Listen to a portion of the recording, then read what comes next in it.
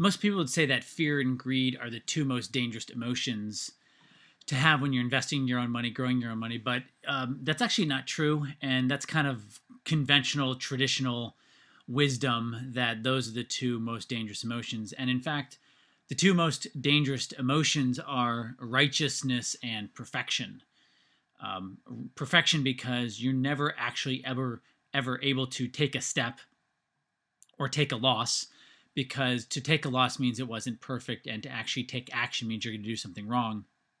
So people who run perfection are, well, I'll just say this: it is a very dangerous emotion to have. The other one being righteousness or self-righteousness, because to get righteousness, you have to get being wronged. You have to get, there's some rage or hatred in righteousness, and there's being wronged in it. And so one of the easiest ways to keep righteousness running for yourself is to make sure you don't grow your money well, because then you can always keep the being wronged running. Whereas if you are very successful and you earn really well and you grow your money really well and everything goes really well with your money, it's much harder for your system to grow righteousness, or keep it growing, keep it alive.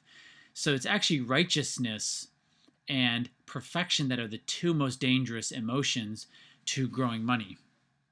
I wanted to add talk about one of my favorite things, which is how to successfully lose money. And my thought this week is invest like you are a boxer and you'll always make money. Now, I am not a boxer. I don't have the coordination to be a boxer. But one of the things you learn as a boxer, which even though I've never trained, I have to believe is true, is you are taught that you're going to get hit. And you're taught how to take a hit. And you're taught how to get out from getting hit again. And you're taught, if you get really hard, hit really hard, what to do. A lot of boxing is preparing to get hit, managing yourself when you do get hit. It's the same thing in mixed martial arts. When you get hit, you're never supposed to show the opponent that whatever hit you just took actually hurt you. But getting hit is a big part of whether it's mixed martial arts or boxing. The funny thing is, most humans, most earthlings don't want to get hit. Now, move this over to investing. Getting hit is like losing money. And there's this great quote from Mike Tyson, which you actually can't find the quote anywhere, but he was quoted as saying in kind of one of his pre-meetings to whether it was a Lennox Lewis fight or another one, they said, your opponent has a plan for you. They know what they're going to do with you in the ring, Mr. Tyson. And Mike Tyson said in all of his philosophical glory, people always have a plan until they get hit. And I think that with investing, people always know what they're doing until they start losing money. And a lot of money printing has happened just in this country. A lot of deficit spending has happened just in this country. Around $8 to $10 trillion in the last 5 years of deficit spending and money printing are really the same thing, because that deficit spending will never be paid back. So $10 trillion in the last 5 years, about $2 trillion a year. And it's really easy to box. It's really easy to invest when the stock market is going up and when you're not getting hit. But we all know that great boxers and great investors, they know how to take a hit. They know how to manage their losses. And so that's the idea. That's the thought I want to leave you with before I jump into the one topic I want to talk to you about. And the one topic is about the 10-year treasury. Is you got to always be ready to be hit. You always have to be preparing yourself to lose money, because the people who are best at growing money over time, not over a year or just when money printing happened, but I mean 5, 10 years, true great investors, they know how to take a hit. They know how to manage losses. And that's what I want you to think about for yourself. How good are you at taking a hit and managing losses? I thought about what I wanted to talk to you about other than my thought of the week, and it was pretty easy. The first part I just talked about was emotion, and how emotions really runs the show. How we behave really runs the show. And I want to quick show this cartoon before I jump to the 10-year treasury. And I just love this. The top part of the cartoon says, I've got a stock here that could really excel. Really excel? Excel? Sell? Sell? Sell? Sell? I just think of this with Twitter right now. Twitter almost has doubled since it IPO'd. And man, I think that's going to fall hard when we have a correction, if not before. So So the 10-year treasury yield is what is of most interest to me right now. Yes, the stock market's going up. Yes, the gold market is going down, maybe finding a bottom. Maybe it has a little bit more to fall.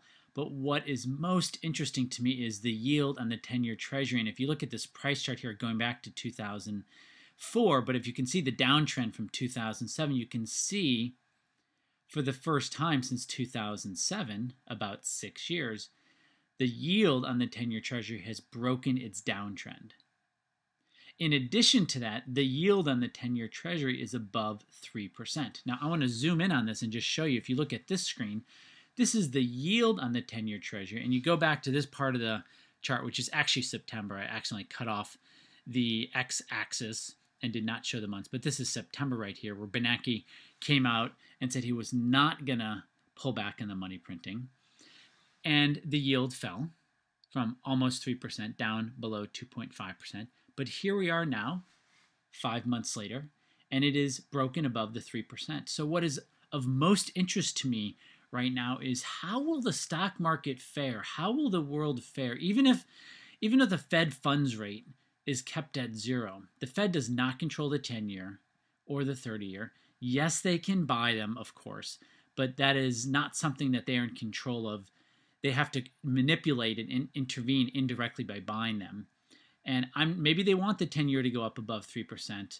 So, this is really interesting for us to watch, because if this gets out of control and pops up to 4%, and the next major resistance for the 10-year is about 3.75, 3.8%. And so this is something that has my attention and has kind of captured my attention lately to really watch how these interest rates that the Fed can intervene from, in the sense of buying more 10 years and 30 years, but they just can't go and, dial it down. And the thing is, the stock market really hasn't had a lot of competition. It really hasn't had a lot of competition. So, what happens when we start getting a 5% yield on Treasury? That could be competitive to the stock market. After all, the stock market has only been doing about 4.2% compounded annually over the last 13 years. And we all know that people's behavior, certainly on Wall Street, has not changed even after the 58% fall in 2008 and 2009. So we know behavior hasn't shifted or changed, which most likely means there's going to be one more large correction to finally change people's behaviors. And this is what concerns me probably the most out of anything going into 2014, with this treasury yield going up and the billions and hundreds of billions and trillions of dollars that people have in the bond market. And even if they hold it to maturity, that money will be worth less when they get their money back. And if you bought a bond at 2% and now interest rates are at 3%, you're going to have to sell that bond at a discount, because people won't pay the same for it with higher yields. So this is really interesting what's going to be happening. It's certainly scary for people who have a lot of money in their bonds or interest rate sensitive investments like utility index, or actual bonds, municipal bonds, corporate bonds, because those are all, the pressure is a lot of downward pressure on it.